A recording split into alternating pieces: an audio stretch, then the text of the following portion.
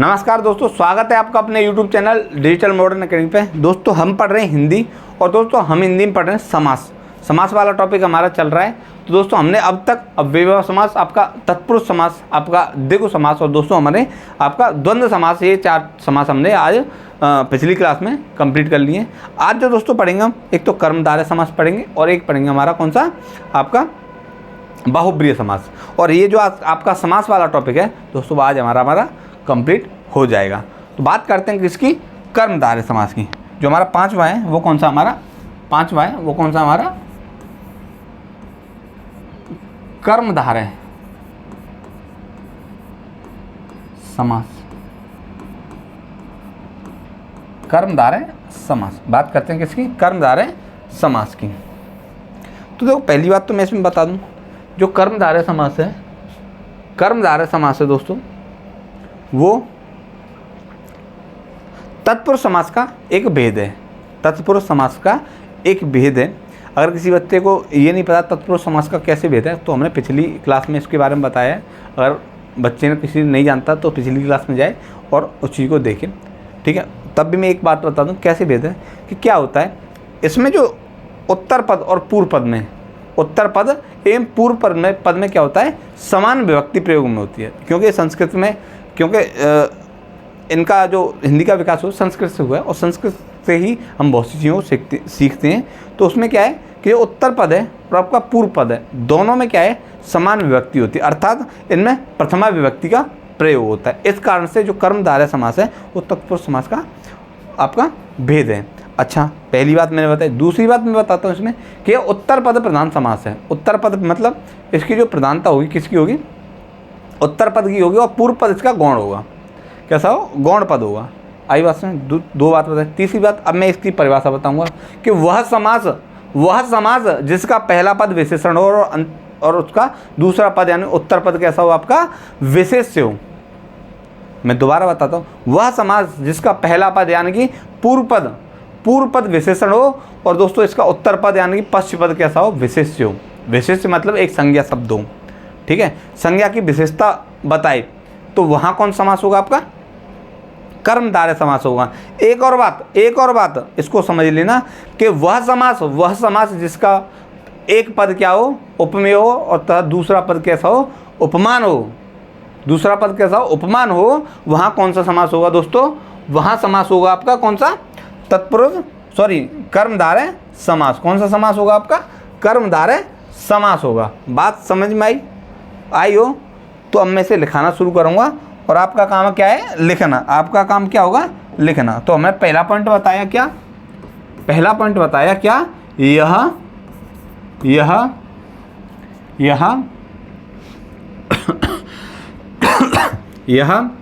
तत्पुरुष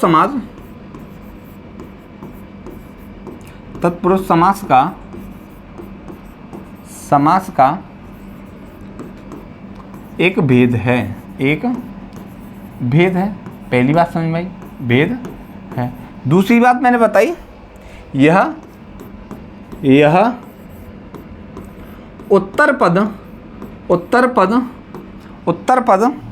प्रधान समास है। उत्तर पद प्रधान समास है। आई बात में, क्या समास है, उत्तर पद प्रधान समास है। इस समासिक शब्दों में क्या होती है, जो उत्तर पद होता है उसकी प्रधानता होती है। आई बात समझ में। चलो तीसरी बात इसमें हमने क्या होता है, इसकी एक तरह से परिभाषा बताई कि वह समास जिसका पहला पद यानी कि पूर्व पद कैसा हो, विशेषण हो, और दोस्तों जो उत्तर पद है वो कैसा हो, विशेष्य हो। या फिर मैंने क्या बताया, किसका एक पद कैसा हो, उपमेय होता है, और दूसरा पद कैसा हो, तो दोस्तों इसका उपमान होता है। कैसा होता है, उपमान होता है। वहाँ कौन सा समास होता है, आपका कर्मधारय। तो लिख लो, वह समास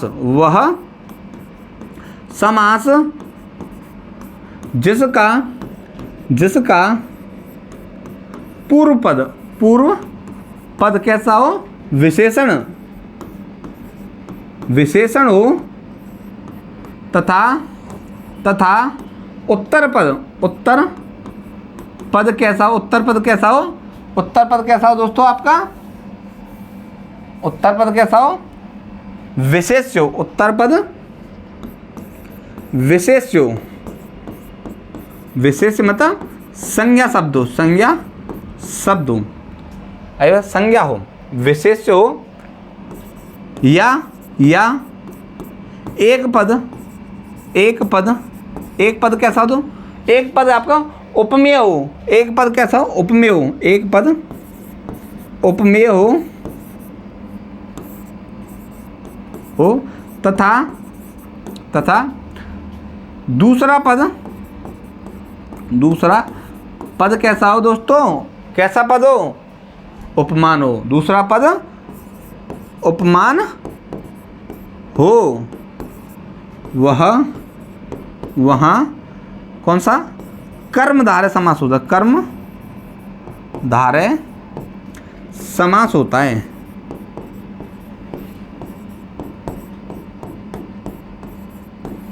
आई बात समझ में? तो हमें लाइक के साथ अपनी जो है बताइए कि हाँ हमारी चीज़ें समझ में आ गई हैं। देखो मैं दोबारा बता देता हूँ कर्मधारय समास के बारे में कि यह तत्पुरुष समास का एक भेद है, मैंने बताया भेद क्यों है। दूसरी बात मैं इसमें बताई यह उत्तर पद प्रधान समास होता है, यानी कि उत्तर पद की इसमें प्रधानता होती है।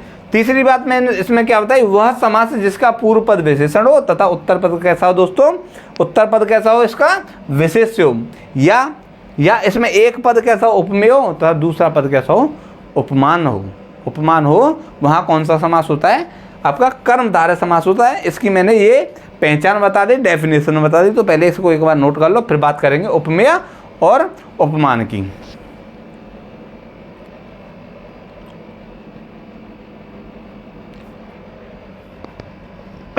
सॉरी, करो नोट।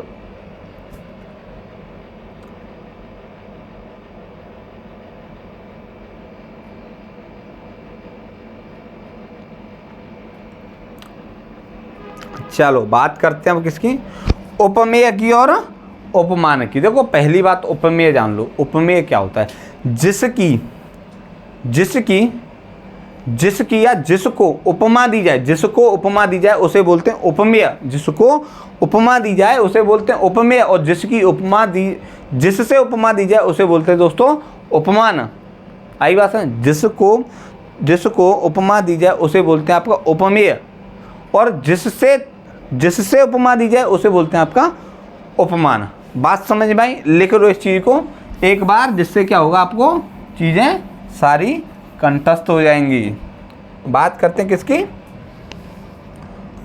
उपमेय और दोस्तों आपका उपमान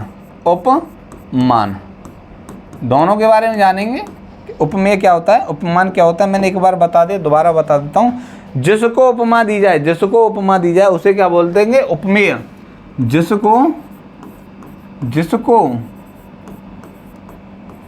उपमा दी जाए वह क्या होगा, उपमेय होगा। और जिससे उपमा दी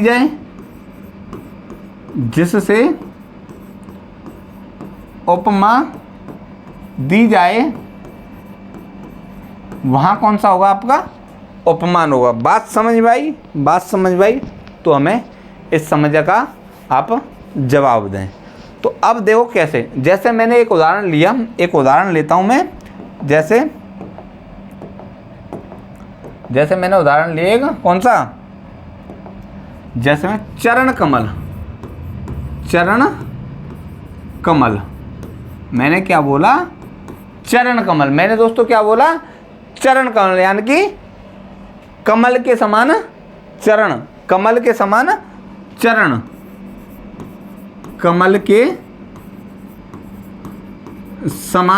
कैसे चरण है। अब मैंने बात बताई, मैंने क्या बताया, जिसको उपमा दी जाए। उपमा किसे दी जा रही है, बात किसके बारे में हो रही है, चरणों के बारे में हो रही है। बात किसके बारे में, चरणों के बारे में हो रही है। और चरण कैसे हैं, कमल के समान। चरण कैसे हैं दोस्तों, कमल के समान है। कैसे चरण है, कमल के समान है। तो जिसको उपमा दी जा रही है तो ये क्या जाएगा, आपका उपमेय। और दोस्तों जिससे उपमा दी जा रही है उसे क्या बोलेंगे, आपका उपमान। तो कमल क्या हो जाएगा, आपका उपमान। बात समझ में आई या नहीं आई हो तो हमें बताएं। वैसे मैं एक और बता रहा हूँ, चंद्रमुख, मैंने बोला क्या आपका चंद्रमुख, मैंने बोला चंद्रमुख यानी कि मुख कैसा है आपका, सॉरी जो आपका चंद्रमुख है तो कैसे चंद्र के समान, या चंद्र या चांद बोल देते हैं ना कि मेरी सोना का वो कौन से डायलॉग है मैं भूल रहा हूँ कि उसमें बोलते हैं ना, अरे क्या मतलब चांद जैसा मुखड़ा बोल देते हैं, चांद जैसा मुखड़ा। आप भी अपनी बाबू सोना से बोलते होंगे कि चांद जैसा मुखड़ा है तुम्हारा, बड़ी उपमा देते होंगे। किसकी उपमा दे रहे हैं आप? चांद की उपमा दे रहे हैं। किसको? अपने सोना बाबू को। तो वही उपमा दी जाती है कि चंद्र के समान मुख, चंद्र के समान मुख, सॉरी चंद्र के समान मुख। तो दोस्तों चाहे मुख हो या मुख ना हो, लेकिन अपने फायदे के लिए तो आपको चंद्र के समान मुख बताना ही पड़ेगा। नहीं बताओगे तो दोस्तों व्यवस्था हो नहीं पाएगी तुम्हारी। तो चंद्र के समान मुख यानी कि मुख कैसा हो गया? उपमेय। और दोस्तों जो आपका चंद्र है वो क्या हो जाएगा? उपमान। वैसे बोल दो, ऐसे बोल दो जैसे मृग नयन, मैंने बोला मृग नयन। अब बड़े खुश हो रहे होंगे तुम ना कि सर भी ऐसे एग्जाम्पल ले रहे हैं। मृग नयन, चंद्रमुख हैं, चरण कमल, आए है। आज तुम ना पूरा ऐसा कैसा चेपोगे मुझे पता है। कोई ऐसा व्यक्ति नहीं है जो अपनी सोना बाबू के फायदे के लिए, अगर आज रात को किसी ने नहीं बोला, मैं बता रहा हूँ सब बोलेंगे कि बेटा तुम्हारा मुख कैसा है? चंद्र के समान है, चंद्रमुख है तुम्हारा, चंद्रमुख है। मैंने क्या बोला? मृग नयन। कैसा नयन है? मृग यानी कि मृग के समान तुम्हारे नयन हैं प्रिय। तुम्हारे जो नयन है ना वो कैसे हैं? मृग के समान, इतने सुंदर हैं कि ऐसे समझो जैसे किसी हिरनी के कैसे हो नयन हो, कैसे हो हिरनी के कैसे नयन हो। भाई नहीं बोलोगे तो व्यवस्था मैं बता रहा हूँ नहीं हो पाएगी। आपको झूठ तो बोलना पड़ेगा, चाहे हो चाहे नहीं हो, ठीक है। कैसे हैं? मृग के समान नयन। लिख लो, मृग के समान नयन। आई बात समझ? कैसे नयन है आपके? मृग के समान नयन है। बात समझ में आई? तो दोस्तों आपके नयन क्या हो गया? देखो मैं कितने अच्छे से पढ़ा रहा हूँ तुम्हें, बड़े मज़े आ रहे होंगे सर, बड़े आज तो बड़े मतलब प्रफुल्लित हो रहे हैं, ठीक है। तो ऐसा कुछ नहीं है। तो देखो मैं क्या हुआ समझाने के लिए, देखो दोस्तों सारी चीज़ें करनी होती है कि बच्चे को समझ में आना चाहिए। कैसे आ रहा है उसका कोई मतलब नहीं है, लेकिन समझ में पूरा आना चाहिए। आ रहा है या नहीं आ रहा? पहले तो मेरे को बताओ, आ रही हैं चीज़ें समझ में या नहीं आ रही? देखो मृग के समान नयन, तो नयन क्या हो गया दोस्तों? इसमें उपमेय हो गए। और दोस्तों जो मृग हो गया दोस्तों इसमें क्या? आपका उपमान। बात समझ में आई हो तो हमें बताएं, ठीक है। आई हो तो हमें बताओ, इन्हें आप नोट कर लें। इसके और 2-4 उदाहरण जैसे मैं बोल देता हूँ। चंद्रबदन बोल गया, नरसिंह बोल गया, यानी कि नर के समान सिंह। सिंह कैसा है? नर के समान है। नर मतलब मनुष्य के समान, नरसिंह, ठीक है। सिंह है लेकिन कैसा है? नर के समान। तो वहाँ कैसी उपमा दी गई है? नर की, यानी कि मनुष्य की। सिंह को किसकी उपमा दी गई है? एक मनुष्य की। बात समझे? जैसे मेरा चंद्रबदन, चंद्र के समान बदन, मतलब कैसा? चमकीला बदन, ठीक है। कैसा बदन? चमकीला बदन। समझ रहे हो? कैसा बदन? चमकीला बदन। तो ये 2-4 उदाहरण मैं और बता देता हूँ। जैसे मैंने क्या बताया? मैंने बताया कौन सा आपका? नरसिंह। कैसा? नरसिंह। क्या मैं इसी को ऐसा करते हैं, फिर उसमें चीज़ें गलत हो जाएंगी। मैंने ये बताया, इसको एक बार हम सेलेक्ट कर लेते हैं, कोने में रख देते हैं, क्योंकि चीज़ें फिर आपको बड़ी लगने लग जाएंगी और आप हो जाएंगे बोर। इतने प्यार से तो मैं तुम्हें पढ़ा रहा हूँ, ठीक है, तो बोर हो जाओगे आप। मैंने क्या बताया, ये डायलॉग किसी ने चपे के ना, सच बता रहा हूँ, तुम्हारा कभी भला नहीं होगा। तुमने जो मैंने आज ये बताया ना, ये सारी चीज़ें अगर तुमने शाम को चपे की, तो सच बता रहा हूँ तुम्हारा कभी भला नहीं होगा। सच बता रहा हूँ भाई, क्योंकि ये एक टीचर की बता रहा हूँ तुम्हें, ठीक है। मैंने क्या बताया, जो मैंने और बताया मैंने तुम्हें, क्या मैंने क्या बोला, नरसिंह, नर सिंह, यानी कि नर के समान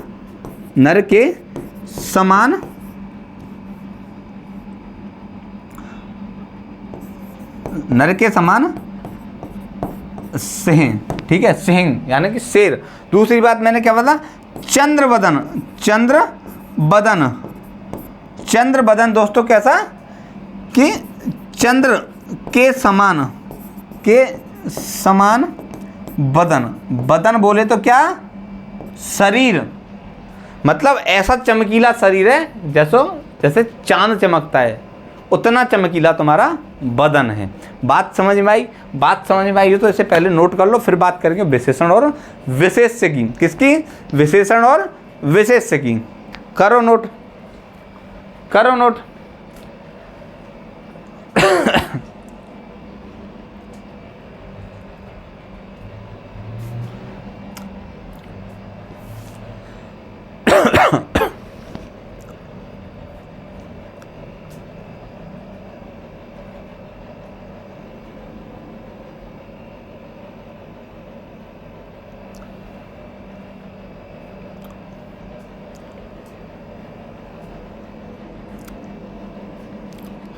चलो बात करते हो किसकी, विशेषण और विशेष्य की। हमने बात बोली किसकी, विशेषण और विशेष्य, विशेषण और विशेष्य। मैंने क्या बोला, विशेषण और विशेष्य होते हैं, यानी कि इसका पूर्व पद कैसा होता है, विशेषण होता है। उत्तर पद दोस्तों कैसा होता है, इसका विशेष्य होता है। विशेष्य बोलो संज्ञा, यानी कि संज्ञा की विशेषता बताने वाले शब्दों को क्या बोलते हैं, आपके विशेषण बोलते हैं। और जो संज्ञा होती है उसे क्या बोलते हैं, आपके विशेष्य। यानी कि विशेषण की जो जिस चीज़ की विशेषता बताई जाती है उसे क्या बोलते हैं, आपके विशेष्य बोलते हैं। और संज्ञा की विशेषता बताने वाले शब्दों को क्या बोलते हैं, विशेषण बोलते हैं। सीधी सीधी बात आई बात है। जैसे मैं एक उदाहरण लेता हूँ, मैंने उदाहरण लिया क्या, मैंने दोस्तों उदाहरण लिया जैसे काली मिर्च, मैंने शब्द लिया काली मिर्च। भाई मिर्च कैसी है, काली, यानी कि काली है जो मिर्च, इसका विग्रह करेंगे तो क्या हो जाएगा आपका, काली है जो मिर्च, काली है जो मिर्च। तो विशेषता किसकी बताई जा रही है, यहाँ पे मिर्च की विशेषता बताई जा रही है। कैसी मिर्च है, काली मिर्च है। कैसी मिर्च है, काली मिर्च है। अब ये तो आपको पता पड़ेगा आपके यहाँ के कैसी मिर्च होती है और आपकी कैसी मिर्च है, ठीक है। तो काली मिर्च है, तो मिर्च क्या होगी आपकी, यहाँ पे काली मिर्च है तो इसमें मिर्च क्या होगी आपकी, विशेष्य। और काली जो होगी दोस्तों वो होगा आपका विशेषण। क्या होगा, विशेषण। कैसा होगा, विशेषण शब्द हो गया काली। और मिर्च क्या होगी आपकी, विशेष हो गई। वैसे मैं बोलूँ आपका, वैसे मैंने एक और उदाहरण लेता हूँ आपका, जैसे मैंने उदाहरण लिया आपका जैसे नील कमल, मैंने बोला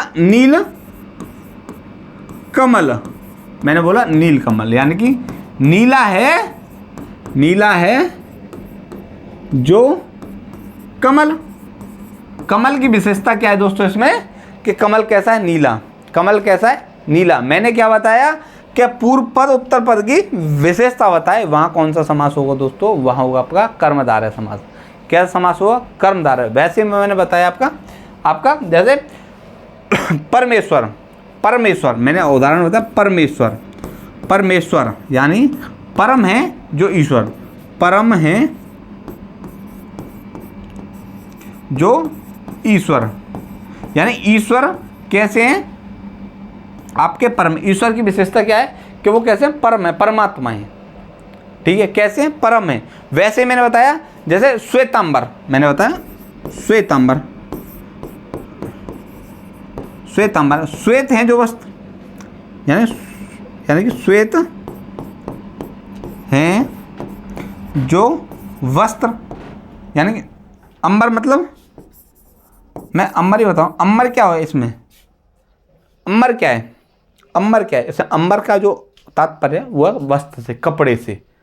अंबर का जो तात्पर्य दोस्तों वो किससे, वस्त्र से। तो कैसा है आपका, कैसा है जो अंबर कैसा है, यानी कपड़ा कैसा है, वो आपका श्वेत, श्वेत वस्त्र है, श्वेत वस्त्र है। कैसा है, श्वेत, श्वेत वस्त्र है। वैसे मैं एक और उदाहरण लूं, जैसे नीलांबर, मैंने बोला नीलांबर, यानी कि नीला है जो अंबर, कैसा अंबर है, नीला है जो अंबर, नीला है जो अंबर। अंबर की विशेषता बताइए। अंबर यहाँ पे क्या है, आसमान से बोला गया है। अंबर क्या है, आसमान। अनेकार्थी शब्द जब मैं बताऊंगा तो आपको हर चीज़ों के बारे में बताऊंगा कि अंबर का मतलब क्या क्या होता है। वो अंबर वाली नहीं है, वो अंबर खाने वाली अंबर की बात नहीं कर रहे। यहाँ अंबर का तात्पर्य दूसरा है। अंबर का एक तात्पर्य क्या है, कपड़े से, और दूसरा तात्पर्य आपके आसमान यानी कि आकाश से। आई बात समझ। तो ये थे आपके किसके, कर्मधारय के समास के उदाहरण। और मैंने बड़े प्यार से, बड़े ही मोहब्बत से आपको मैंने कर्मधारय समास कंप्लीट कराया है। इसे आप नोट करें। फिर बात करेंगे हम किसकी, आपके बहुब्रीहि समास की। किसकी, बहुब्रीहि समास की।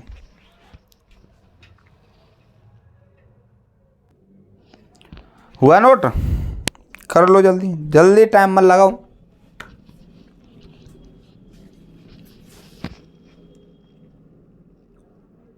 हो गया, चलो बात करते हैं हम किसकी, बहुब्रीहि समास की। किसकी, बहुब्रीहि समास की। कौन सा, बहुब्रीहि समास। छठा है जो हमारा लास्ट और अंतिम, वो कौन सा, बहुब्रीहि समास। कौन सा है हमारा, बहुब्रीहि समास। देखो बहुब्रीहि समास को मैं पहले एक ओरली बता देता हूँ, फिर उसके बाद एक डेफिनेशन बनाएंगे, उस प्यार से उस डेफिनेशन को हम करेंगे। ठीक है, पहली बात, वह समास। मैं एक बात हूँ, इसमें क्या होता है, दोनों पद क्या होते हैं, अप्रधान होते हैं। मतलब ना तो पूर्व पद प्रधान होता है, ना ही उत्तर पद प्रधान होता है। इसमें ये जब मिलते हैं ना, जब ये मिलते हैं, ये किसी तीसरे पद को ही प्रधान बता देते हैं। इसमें क्या होता है, तीसरा पद प्रधान होता है। वहाँ कौन सा समास होता है आपका, बहुब्रीहि समास होता है। और सबसे बड़ी बात, जो आपके यौगिक शब्द हैं और योग ऋण शब्द हैं, वो आपके किसके उदाहरण होते हैं, आपके बहुब्रीहि समास के उदाहरण होते हैं। किसके, बहुब्रीहि समास के उदाहरण होते हैं। कौन से, यौगिक शब्द और योग ऋण शब्द।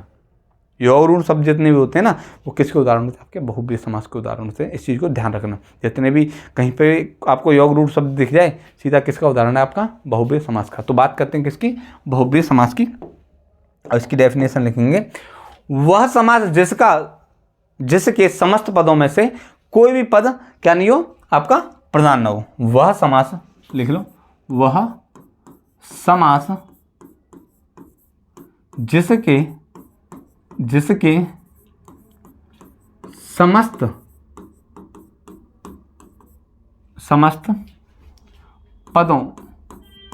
समस्त पदों यानी कि उत्तर पद और आपका पूर्व पद, समस्त पदों में से कोई पद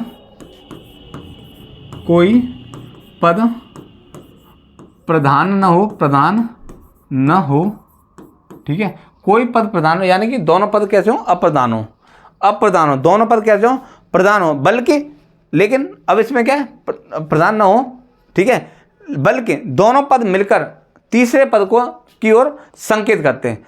दोनों पद मिलकर तीसरे पद की ओर संकेत करते हैं। बल्कि क्या है, प्रधान नहीं होते,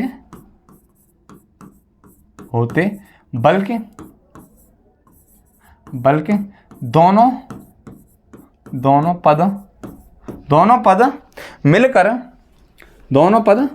मिलकर तीसरे पद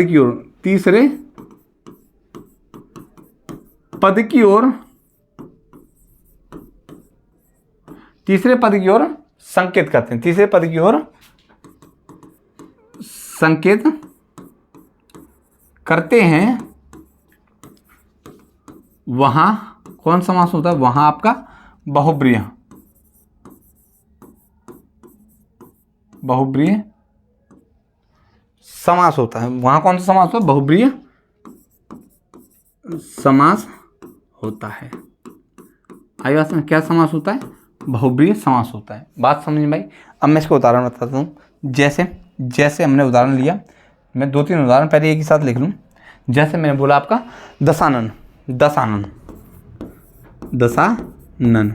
अच्छा, इसकी एक चीज़ और लिख लो पहले जब भी उदाहरण कराएंगे, क्योंकि बच्चा इस चीज़ को थोड़ा सा अभी ले तब भी लेगा। पहला पॉइंट है इसमें क्या, इसमें जो पॉइंट लिखा है यौगिक शब्द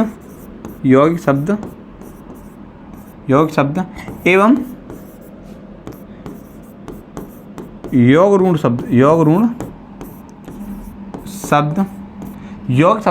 ऋण शब्द आपके बहुब्रीहि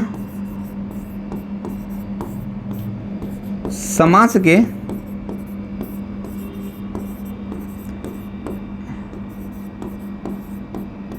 उदाहरण होते हैं।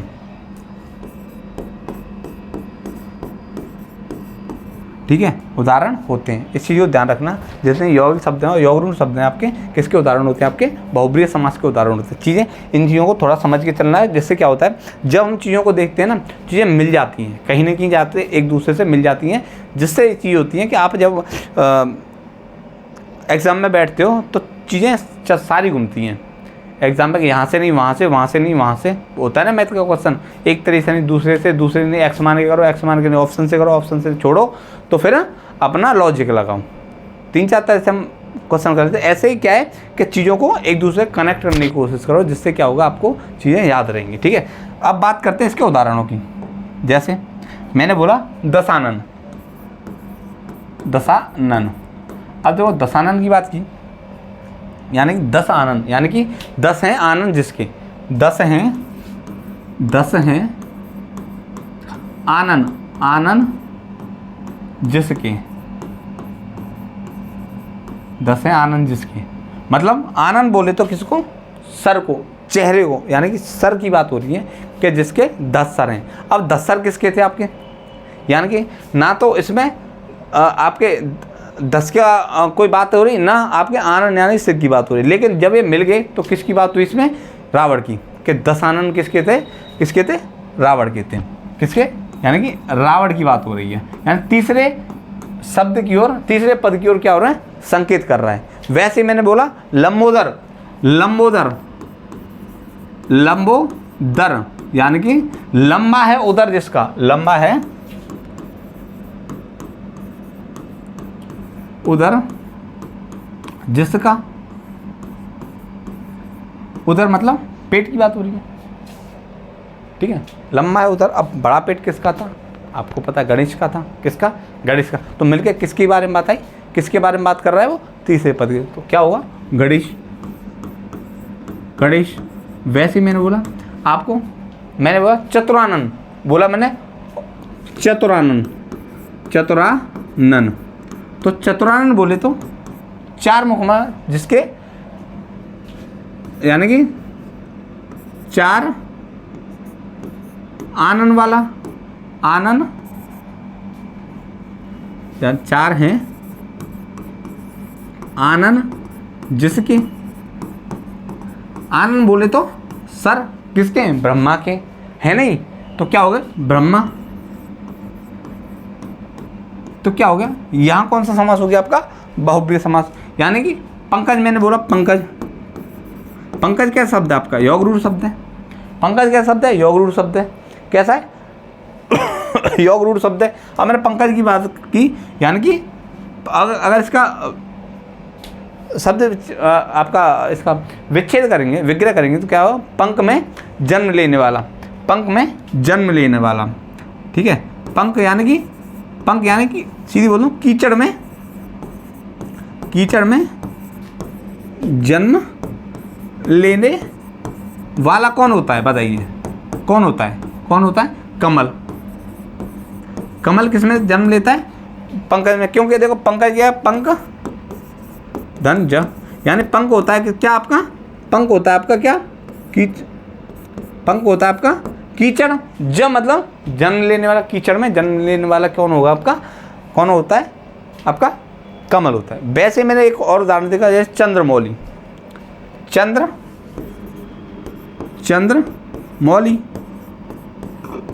चंद्रमौली।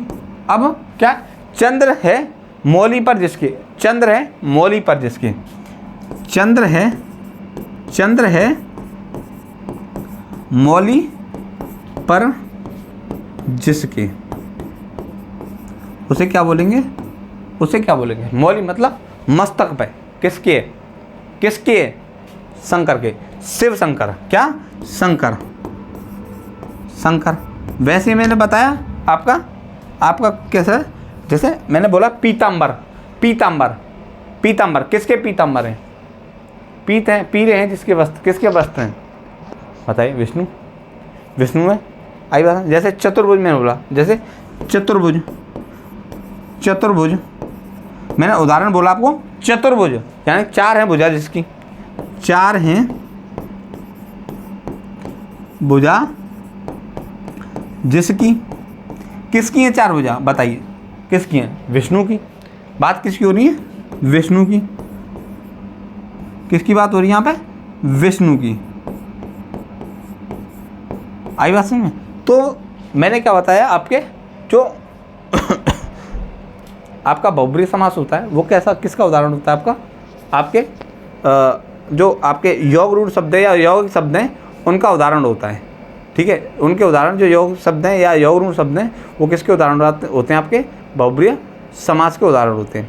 आई बात समझ। दूसरी बात मैंने क्या बताया इसमें कि जो आपका पूर्व पद है या उत्तर पद है वो कैसे होते हैं आपके, दोनों गौण होते हैं, यानी कि अप्रधान होते हैं दोनों पद कैसे होते हैं, अप्रधान होते हैं।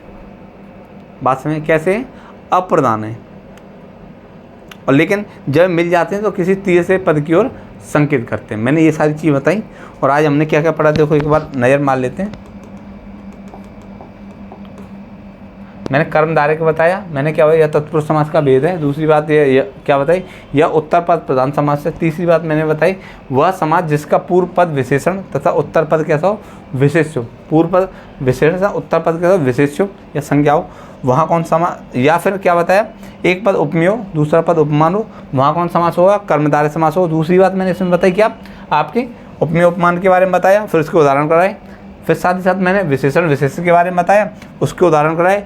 फिर मैंने बताया क्या, आपका बहुब्रीहि समास वह समास जिसके समस्त पदों में से कोई पद प्रधान नहीं होता, बल्कि दोनों पद मिलकर तीसरे पद की ओर संकेत करते हैं, वहाँ कौन समास होता है, आपका बहुब्रीहि समास होता है। चौथी बात मैंने क्या बताया इसमें, दूसरी कि यौगिक शब्द एवं योग रूढ़ शब्द बहुब्रीहि समास के ही उदाहरण होते हैं।